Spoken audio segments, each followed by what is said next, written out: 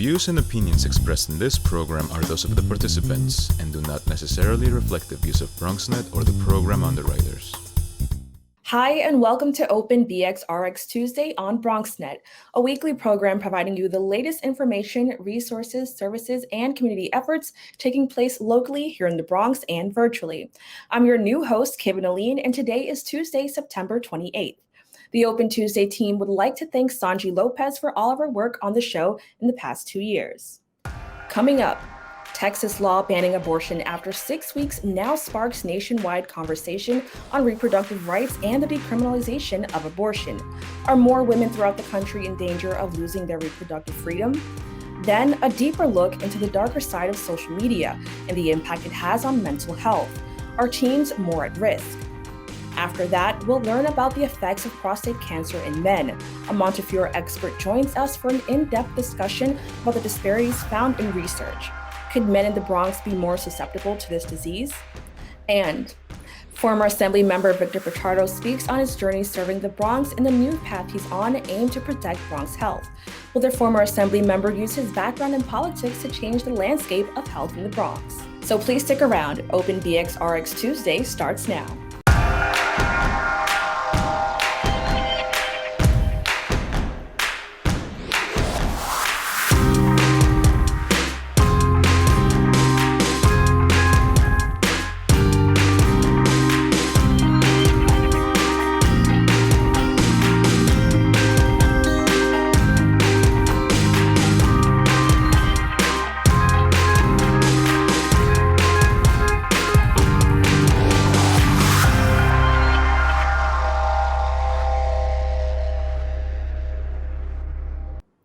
Welcome to Open BXRX Tuesday on BronxNet.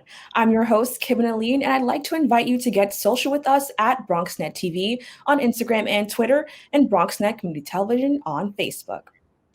The U.S. is in the midst of a nationwide discussion on reproductive rights after new Texas law bans abortion after 6 weeks. Here to discuss what this means for women across the country and ways abortion can be decriminalized is Jacquelyn Marrero of Planned Parenthood, Greater New York. Jacquelyn, thanks for joining us. Thank you so much for having me. So to begin, can you just start out by telling us, you're representing Planned Parenthood, what it is actually all about? Sure. So first I'll start talking about Planned Parenthood of Greater New York. We are a healthcare provider, educator, and advocate who believes that every individual should have the resources, information, and power they need to make informed decisions about their own body, family, and future. We offer a wide range of sexual and reproductive health services, including STI testing and treatment, HIV prevention, wellness exams, transgender hormone therapy, pregnancy testing, birth control, and of course, safe legal abortion. As educators, we teach young folks and adults about sexual and reproductive health care and bodily autonomy. And as advocates, we fight for reproductive rights to ensure everyone, no matter their race, age, gender identity, immigration status, or even income, has equitable access to vital health care. What's happening in Texas right now is alarming. The state has enacted one of the most restrictive abortion bans we've seen in the past 50 years since the passage of Roe v. Wade. In the dead of the night, the Supreme Court turned its back on 50 years of precedent and allowed the state of Texas to enact a 6-week abortion ban. We know that 6 weeks is before many people even know that they're pregnant. Right now, we're hearing about patients in Texas desperate and frustrated with very little resources and nowhere to turn to access vital health care like abortion. I heard of a woman, and this story breaks my heart, who just found out that she's pregnant. It's an unwanted pregnancy, but right now she's quarantining. She tested positive for COVID, and that 14-day quarantine is going to put her past the 6-week limit. She doesn't know what to do, and that's the reality on the ground right now in Texas. And then can you just tell us what the Department of Justice is doing to combat that? The Department of Justice is taking action against the state to ensure that folks in Texas have access to sexual and reproductive health care and abortion. The DOJ is suing Texas to reverse this heinous abortion policy. But I want to be very clear, this is bigger than Texas. We know that on December 1st, the Supreme Court is going to take up another unnecessary abortion challenge out of the state of Mississippi, which bans abortion at 15 weeks. While for many people, this may come as, come out of nowhere, come out of the blue, we have long known that politicians, especially on the state level, are gunning for abortion across the country. In 2021, we've seen some of the most heinous and extensive abortion restrictions that we've ever seen. More than 200 abortion restrictions were proposed on state levels, all with one goal in mind: reversing the protections of Roe v. Wade. The law not only targets the person that is pregnant, but those who willingly choose to help. Can you just expand on that a little bit and what that really means? Absolutely. And this is the most heinous and egregious part of SB8, the law known as SB8 in Texas. It incentivizes vigilantes to take action against people who support family, friends who need access to abortion. So, for example, I'm here in the Bronx. If I cash app a cousin or a friend in Texas so that they can receive abortion care or pay for their taxi, after 6 weeks, someone in that state or any state can turn around and sue me or whomever helped that friend access abortion care. It really puts a bounty on the heads of individuals who support people they love. And the truth of the matter is, 1 in 4 women of reproductive age have or will receive or have an abortion, which means we all love someone who has had an abortion. And this law is designed to dismantle the support network and system for those looking to access care. So you referenced that it's, similar to enticing bounty hunting, which is similar to what New York Attorney General Letitia James has said as well. Do you think it's easy for people to see this as an attack on women and people who can get pregnant? It's not easy to see it. It absolutely is an attack on a person's bodily autonomy and their right to make informed decisions about their body, their family, and their futures. Again, this is not something that came out of the dead of night. We've been seeing legislatures across this country enact really heinous abortion bans and restrictions. Again, all with the goal of trying to overturn Roe v. Wade, which is 50 years of precedent, which is 50 years of cultural norms. And on December 1st, the Supreme Court will take up a case that ultimately can do that. With Trump's, former President Trump has 3 hyper-conservative justices on the bench, including Justice Amy Coney Barrett and Brett Kavanaugh, who are vocal opponents of abortion. They are going to look to overturn Roe v. Wade, which protects individuals seeking to terminate a pregnancy and receive vital abortion care. Here in New York, we know that abortion is essential. That's why during the pandemic, our health centers were open and providing care in the Bronx and throughout the state. And will this provide unique challenges for those who, live in lower income areas or just women of color in general? Anytime there's a barrier to accessing healthcare, it greatly impacts those who struggle to afford it in the first place.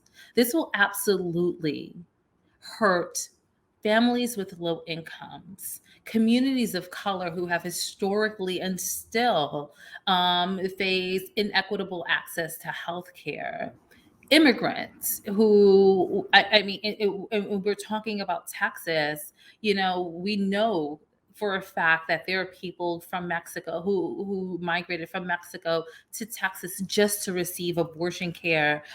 Recently, Mexico decriminalized abortion across the country, but access to that care is still a struggle. And that's what we're seeing in Texas. Roe v. Wade is still the law of the land. Abortion is still safe and legal in all 50 states. But what Texas politicians did was make abortion virtually inaccessible to folks. This is an onslaught, an attack on our reproductive rights, not only for the folks in Texas, but people across the country who need access to care. Because the truth of the matter is, they're really, they're politicians who are really looking to turn back the clock on reproductive rights in this country. And what are some ways we can truly decriminalize abortion? Well, in New York, in 2019, we passed a Reproductive Health Act. And what the Reproductive Health Act did was codify the protections of Roe v. Wade in state law. That means that abortion will always be safe and legal in our state. It takes healthcare providers like Planned Parenthood and our partners across the state to ensure that it's always accessible. That's why we're always looking at innovative ways to connect folks to care within our healthcare networks. On the federal level, passing the Women's Protection Act would hopefully do the same thing. Right now, that bill is up for consideration, and we hope that our champions in Washington take swift action to ensure that Roe v. Wade remains the law of the land. And can you tell us, what Planned Parenthood just across the board is doing to address this matter and to make sure that, people that utilize this organization are still being protected? Yeah, mobilizing our supporters, raising our voices, telling politicians and the Supreme Court, bans off our bodies. Right now, folks can take action by signing a petition to defend abortion access. If you have your phone in your hand, I implore you to text SB 8 to 22422. Or visit our website, wearepp.org/SB8, and sign a petition to tell politicians everywhere that we demand access to sexual and reproductive health care, including safe, legal abortion. And then quickly, can you just explain the importance of, ride services like Lyft? They, release an email saying they support their drivers who may be unaware or, who have anything to do with this. What is the importance of large organizations, having supporting their riders? It's vital. Look, Lyft, Uber, those are targets under SB 8 as well. If a pregnant person's neighbor sees them getting into a Lyft in Texas, and for some reason they know exactly that they're going to receive abortion care, they can then sue a Lyft driver. That's how ridiculous and maddening this law is. So it's crucial that companies really speak up. We know that abortion is healthcare. Abortion is healthcare in this country and everywhere. So it's vital that these companies continue to speak up, support their employees, and specifically support people who need access to care. All right. Perfect. Thank you so much, Jacquelyn, for joining us. We'll be right back. We know that people are dealing with the health crisis, but there's also a lot of food insecurity. We're giving out healthy food options, and that's what's key here. If you're a senior, you have a disability, they'll actually deliver meals to you. The residents are anxious, they're worried, they're scared, they want to be tested. When things were happening in our community and we couldn't get the help. There's almost a presumption of criminality that attaches to your skin color. The site will prioritize those who are at highest risk in the population. If you feel symptoms and you'd like to visit one of these COVID-19 testing sites here in the Bronx, you may call the State Health Department's hotline. Important to note about this site is no reservations are needed. This is a walk-in clinic. A lot of us are out of work and looking for something to do. We have the machinery and the skills to make large scale of these masks and gowns. Take care of your people. people, it's gonna go way further than we actually can understand. Right now, employees like myself are just adjusting to the new reality. Reporting from BronxNet, this is Trans. If you're struggling to afford your internet bills during the pandemic, there's a temporary government program that may be able to help. It's called the Emergency Broadband Benefit, and it provides up to $50 monthly discount on your broadband bill to qualifying households. Find more information about the program, including if you qualify and how to enroll, at fcc.gov/broadbandbenefit, or call toll-free at 833-511-0311. That's 833-511-0311.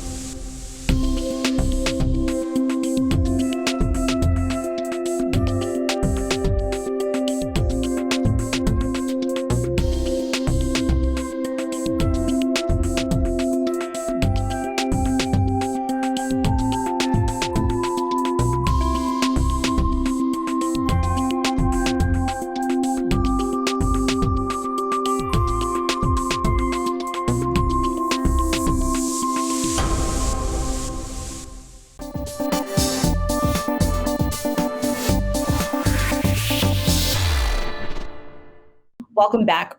While many of us enjoy staying connected with the help of social media apps like Twitter, Instagram, and TikTok, excessive use can lead to a much darker path, leaving many users ultimately feeling even more isolated. Could teens be at more risk? Here to discuss is Dr. Hina Talib, adolescent medicine specialist at the Children's Hospital at Montefiore. Dr. Talib, thanks for joining us. Thanks for having me. So as years go by, we see social media become a larger part of our lives. Can you explain the harmful effects the medium is known to have on teens? The Wall Street Journal recently released an article that states Facebook is aware of the negative impact their platform has on teens. Yeah, so social media gives teens an opportunity to find connections, to find people who reflect themselves and their interests, to even get more information, like health information as well. So it certainly has some benefits. But for some teens, excessive social media use, especially, can be associated with some harms, paradoxically, even feeling lonely and feeling less connected, as well as for some teens feeling depressed and feeling anxious. And so certainly there can be some harms as well. And how do we see this play out differently with adults versus teens?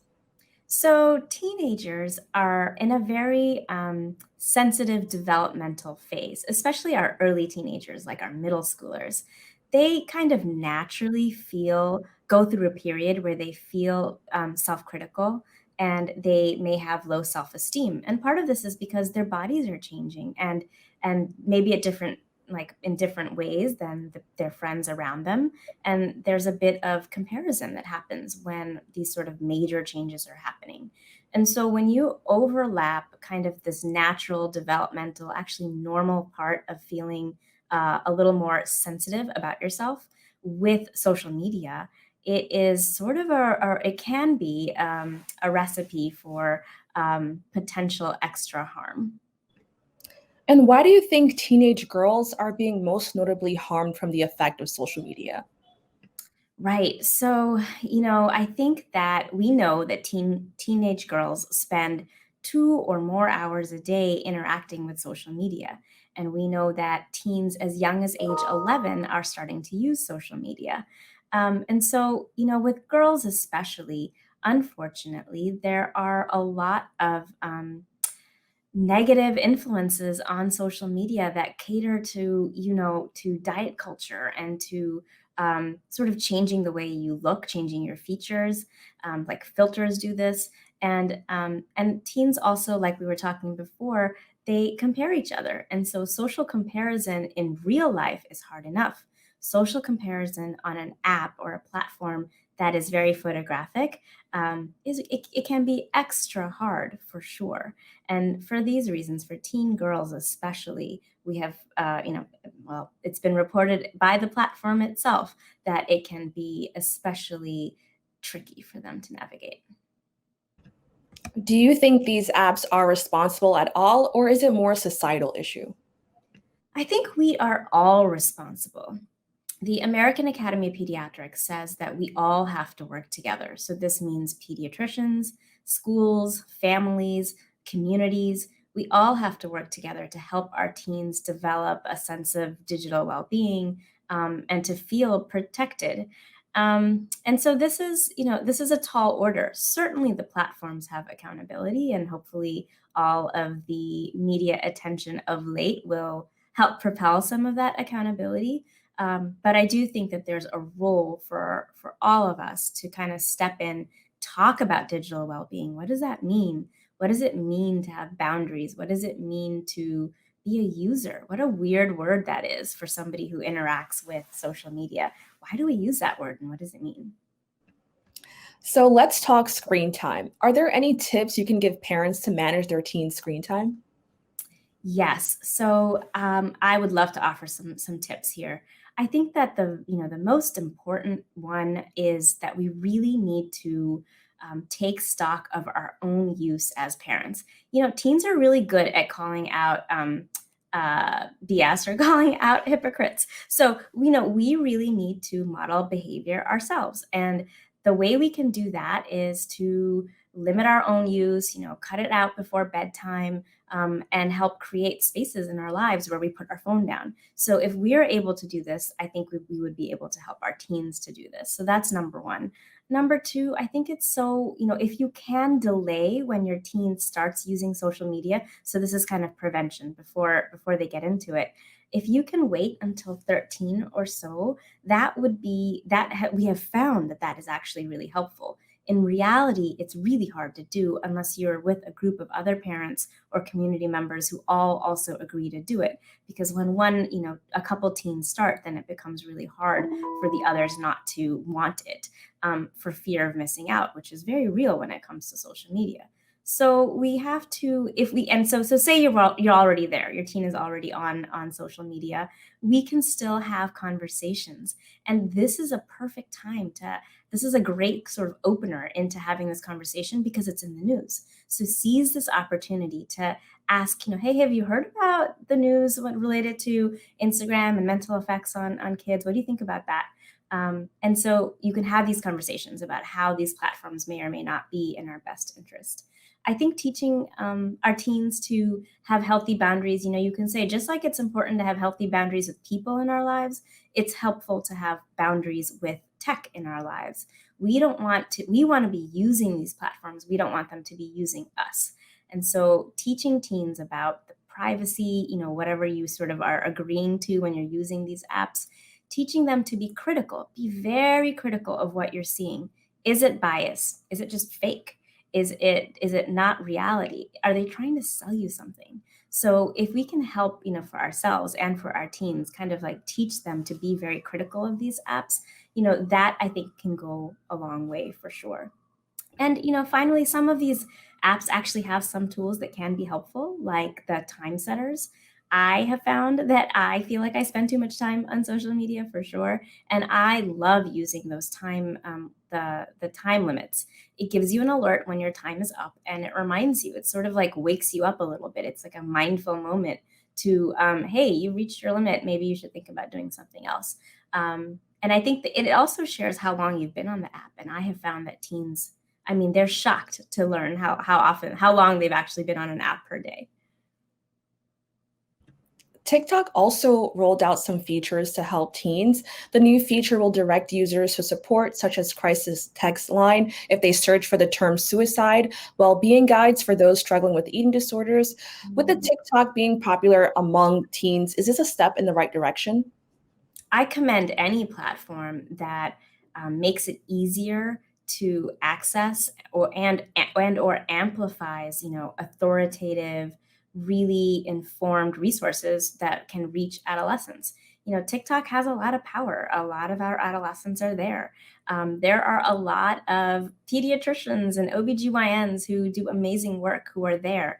And of course, organizations that have crisis lines, if that information can be sort of overshared on those platforms where teens are, it's another way of reaching teens. And I fully commend that, and I'd love to see more of it.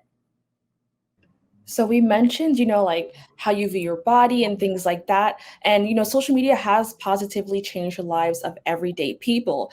Do you think striving for that type of success could also be harmful for both adults and teens? I think it's complicated. I think that for some people, social media does indeed make them feel worse. And I think, taking a moment to just sort of talk about, well, how does this make me feel? Is it bringing me joy, or does it make me feel worse about myself or about something that I'm doing in my life or not doing in my life? And we really need to, then it's sort of easier to say, well, if it's not making me feel good, or it's making me feel sad, left out, like I'm not enough, or my body isn't enough in some way, then once you've kind of noted that feeling and said it out loud, I think it's easier to put the boundary up and move away from it. So whether you're an adult, a teenager, or a child, I think we all need to talk about a lot more about digital well-being and kind of reading media and like engaging with media in a different, more critical way. So according to BuzzFeed, Instagram is in the process of making a version of the app for kids. What are your thoughts on that? I think that I would love to see Instagram sort of respond to the news reports that have come out related to research that they've already done. It's always good to do research. And heck, I know that a lot of pediatricians like myself and other folks who are interested in media's effects on teens would love to help and be part of this research. But I think focusing on sort of making what's already there better is where I would see the next best step, as opposed to going into younger ages, because we already know that there are some red flags that need to be addressed. So my thought would be, why don't we focus there before we start to look into younger children who may have a whole host of different issues related to how they use media. And lastly, I've seen a rise in TikTok popularity within the last year. Do you think COVID has exacerbated the problem? I think that social media for a lot of teens was a lifeline during these hard months, these 19 months. I think that screen time in general, went through the roof because we were using it for so many different aspects of our life, that we weren't actually even before. So for education, for good things like working out, videos, and things like that. So certainly there was an impact of the pandemic on everybody's screen time use, including social media. I think that it had a role, and for some teens, it actually had a helpful role. And so it's important to take a balanced look at the teen in front of you. How is my kid doing with social media? Are they on this so often that they're not doing things in real life, like they're not getting through their days, they're not getting through homework, or are we in a more balanced situation? So I think it is important to sort of look at the teen in front of you and make a decision together as a family, take stock together as a family, be critical together as a family. How are we all doing with this? And especially since it's in the news right now, perfect time to talk about it. Dr. Talib, thank you so much for joining us.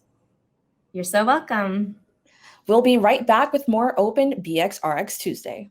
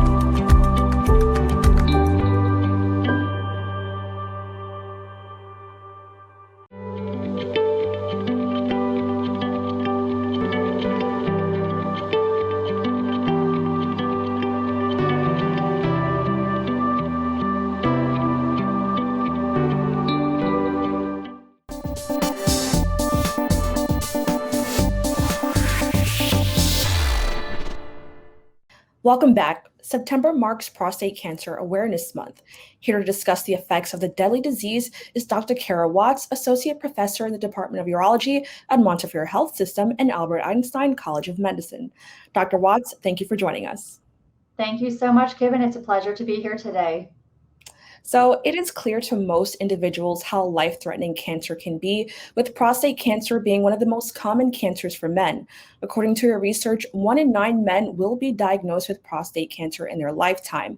To begin, can you first explain what it is and how the cancer affects men?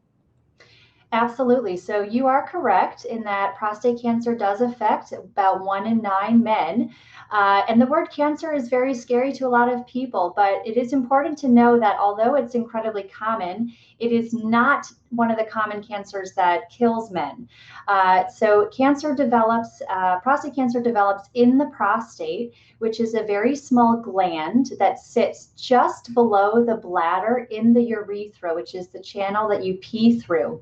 And it tends to form in older men. Typically, the average age of diagnosis is around 65 or 66 in this country.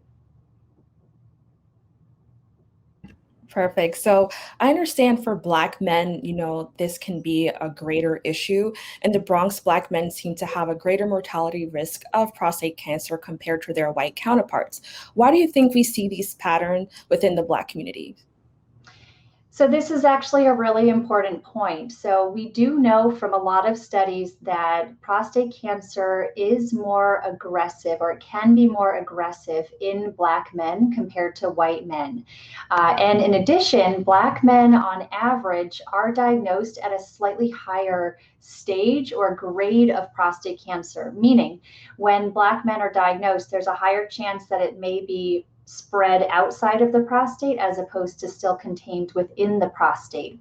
Some of this has to do with genetics, and some of it has to do with the actual tumors themselves. There's a lot of studies looking into some of these differences, but it's important to get screened and get checked out, especially if you're a Black man. Is there a possibility that pre-existing conditions affect this in some way? So another really good question. The biggest risk factors for prostate cancer, in addition to just age and race, as I mentioned, are if you have a family history. So specifically, if you have what's called a first-degree relative, like a father or a brother, or maybe an uncle who had prostate cancer, then you are at a higher risk of having prostate cancer yourself. Also, if you've had anybody in your family with certain other cancers, such as breast, lung, ovarian, or pancreatic cancer, there are some syndromes that are associated with prostate cancer. So it's important to know that about your family history as well. And can you tell us about Montefiore's enhanced screening efforts? Absolutely. So Montefiore, because of where we work and the diverse population of patients that we treat, is very familiar with these increased risks, especially among a number of our patient groups here. So we have several community outreach events. There's even one coming up this weekend that are focused on enhancing community screening efforts for men and to raise awareness of prostate cancer.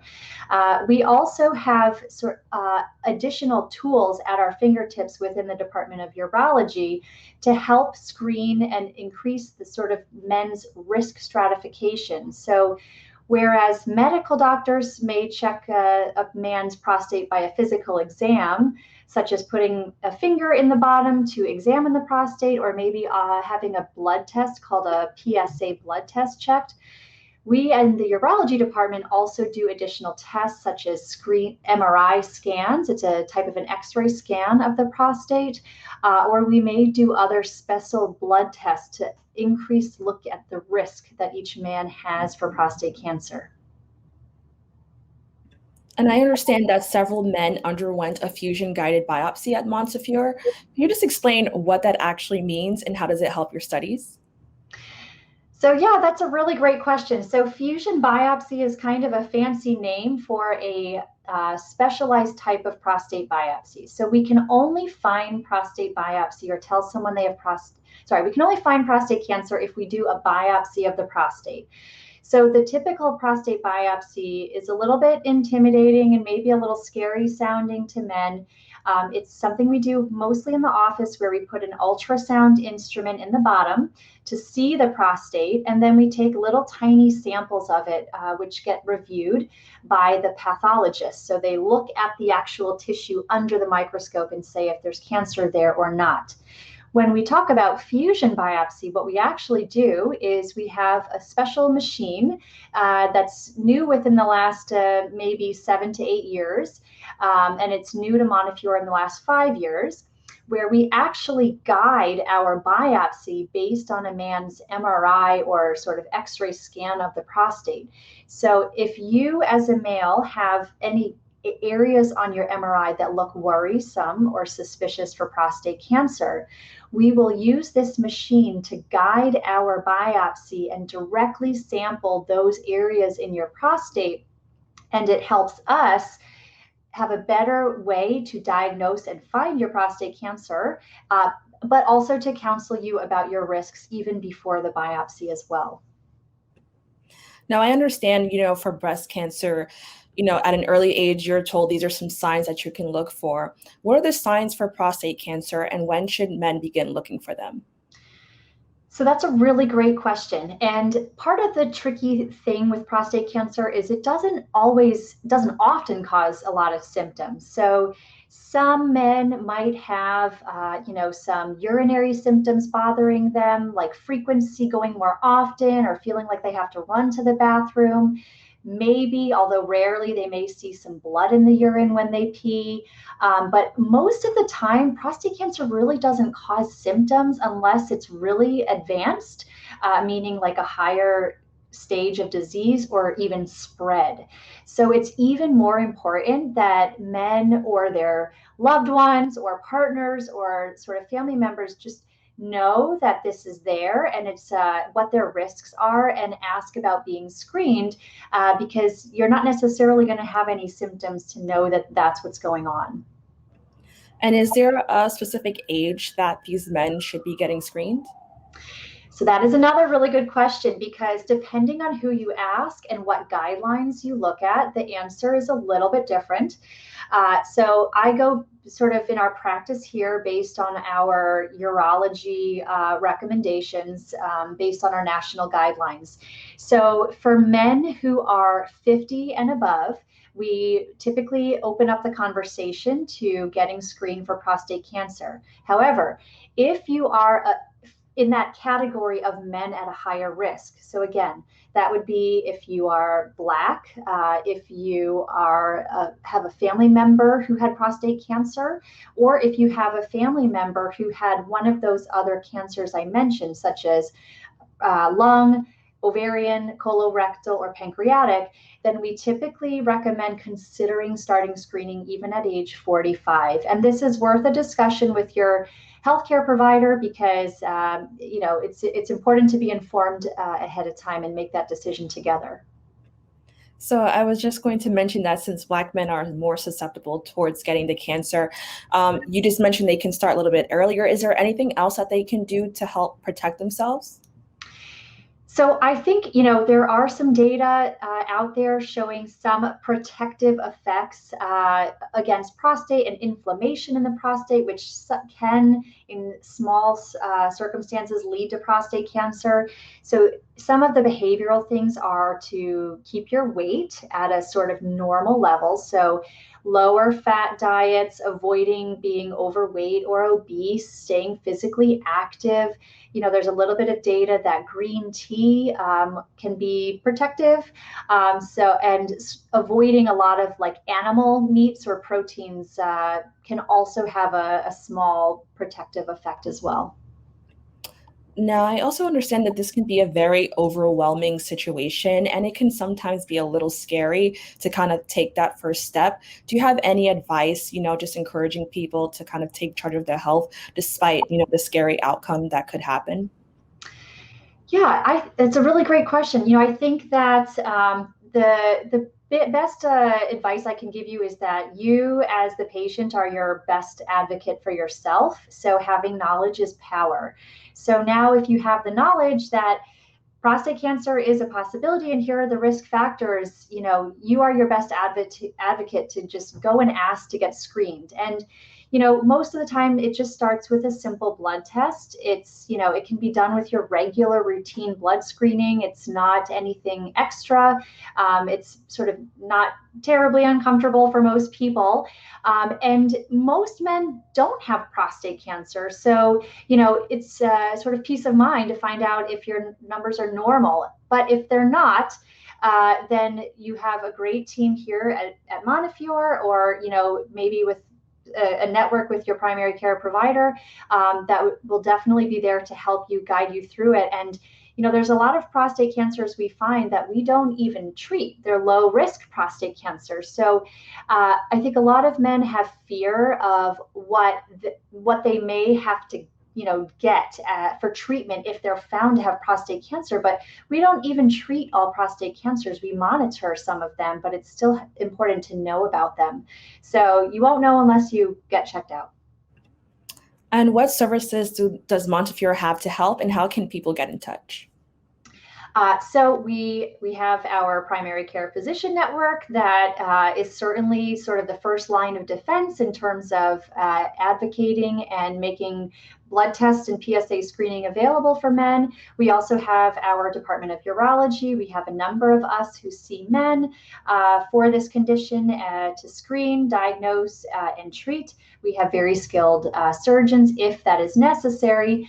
So you just, if you want to be screened, I would first check with your primary care physician. But if you don't have one, then give us a call. We'll be happy to see you and help put some of your fears at bay. Thank you so much for joining us, Dr. Watts. Thank you. Have a nice day. We'll be right back with more Open BXRX Tuesday.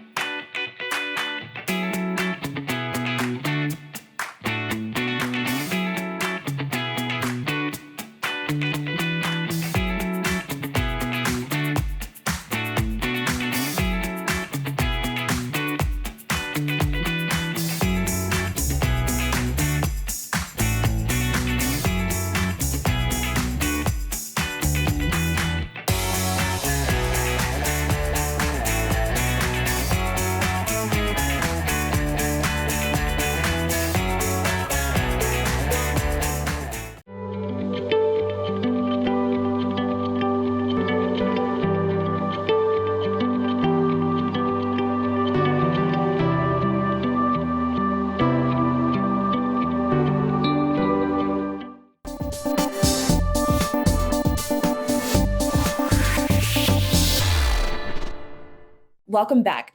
After 8 years as an elected official, Victor Pichardo is now joining the St. Barnabas Hospital, and he's here with us today to talk all about it. Victor, thanks for joining us. My pleasure, Kibin. Thank you so much for having me. So you were an assembly member for the 86th district in the Bronx since 2014. Can you tell us about your experience and what it was like serving the Bronx? Well, again, thank you so much for this opportunity. I think in this new capacity, I continue to serve my home borough. But in 8 years as an elected official, I met a lot of interesting individuals. We did a lot of good things, raised the minimum wage, raised the criminal age of responsibility from 16 to 18 years old, passed the DREAM Act, passed the Green Light Bill, and many other bills, and many other important pieces of legislation that went through the legislature. But 8 years is a good time. But more importantly, I think I do believe in the idea of a citizen legislature, which means that folks should serve for a time and then eventually either step aside or step away and allow others for the community to step up and take up the mantle of public service. So now you'll be serving the Bronx in a new way as Vice President for Community and Government Affairs for St. Barnabas Hospital.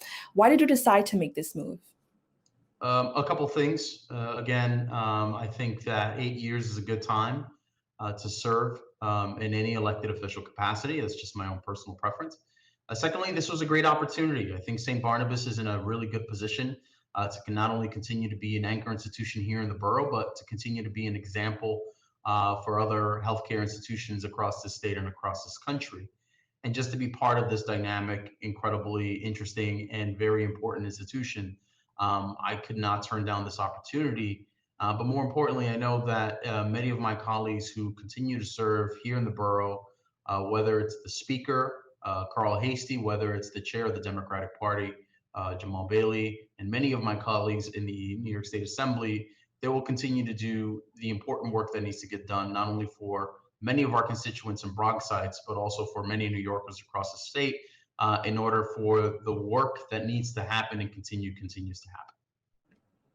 And then can you just walk us through the moment where you decided, because there could have been like many other paths you've taken, can you walk us through that moment when you decided this was a path that you wanted to take? It really just came down to several conversations with the president of St. Barnabas, Dr. David Pearlstein. There was a lot of opportunities that, I may have decided to pursue.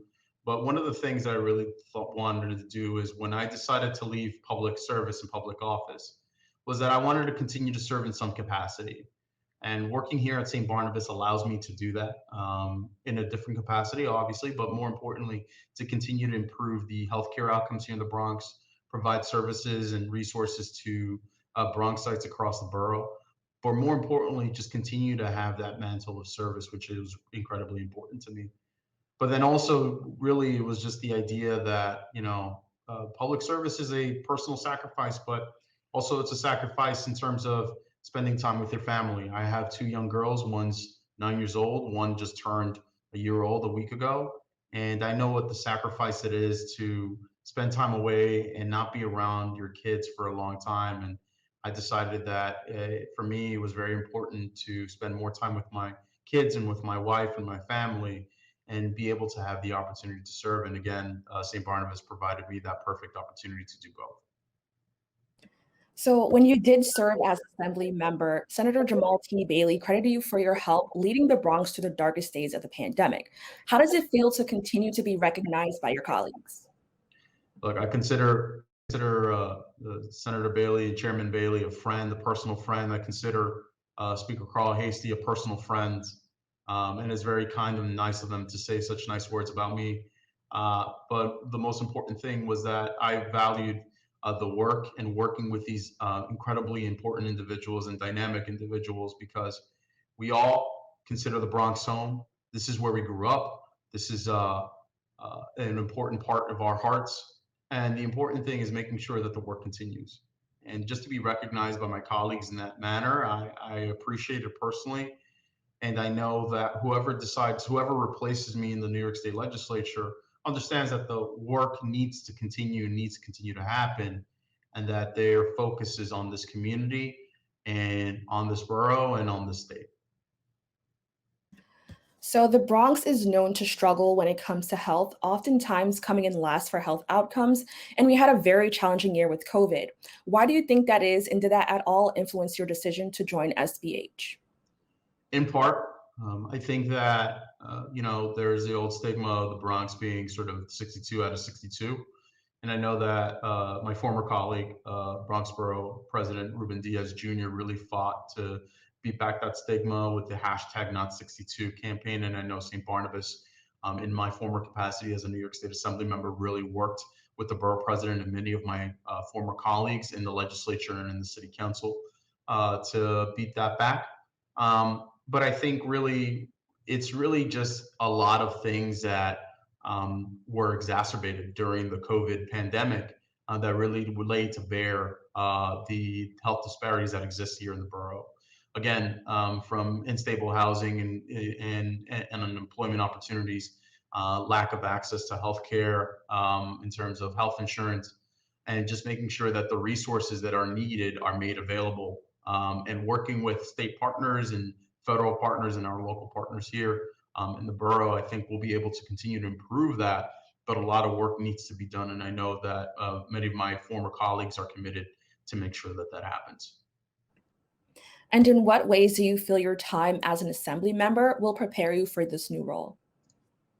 I think as a member of the legislature, which was one of the greatest honors of my life, and I will remember it for the rest of my life, and again, working with a lot of dynamic individuals in many walks of life, is that as a member of the legislature, you are expected to learn about a lot of things very quickly and make decisions about a lot of things that you may not consider yourself an expert in. So just being able to be flexible, mentally flexible, and understanding the dynamic challenges that many people face in different walks of life and trying to empathize and sympathize with people, I think is one of the greatest lessons that I learned as a member of the legislature. And also just working with a lot of disparate and different individuals from different walks of life, different political affiliations, and just understanding that there is a common goal of making sure that our state works for everybody.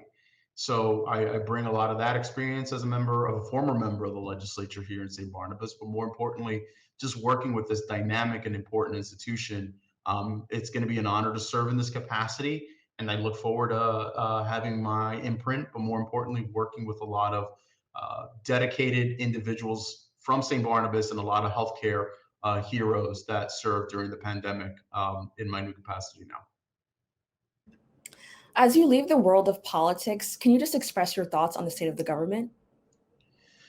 I mean, I don't know if I have enough time to do that, but I will try to surmise it as quickly as I can. I think, look, there's a lot of individuals, whether it's in the city council, state legislature, or now with Governor Hochul, who I believe have their hearts in the right place.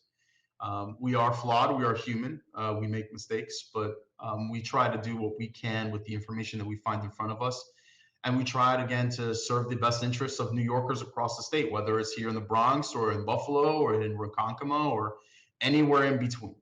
And one of the things that I completely and need to say is that people need to be a little bit more engaged with government and understand actually how it functions, and understand that again we are trying to back then trying to make the best decisions we can with the information that is provided in front of us. And I think the COVID pandemic really laid that to bear. And, some mistakes were made, but some really important things were accomplished. And one of the things that I think was accomplished was creating a vaccine very quickly that has helped protect individuals during this pandemic. And look, I think government continues to function, whether it's me or any other individual decides to step down, and that the importance of the institutions continue to exist and serve the interests of New Yorkers across the state.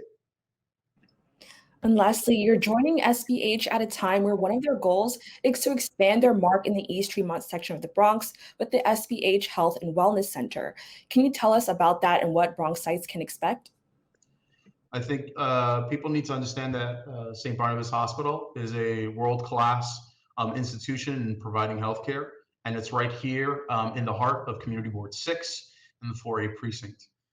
With the expansion of the Health and Wellness Center, it's just going to continue to expand the mission of St. Barnabas, which is, again, to create world-class healthcare, but also to be a partner in this community. And We hope to continue that work, and I hope to add a little bit to that work. And again, a lot of dynamic individuals who are continue to participate and continue to work on this expansion plan.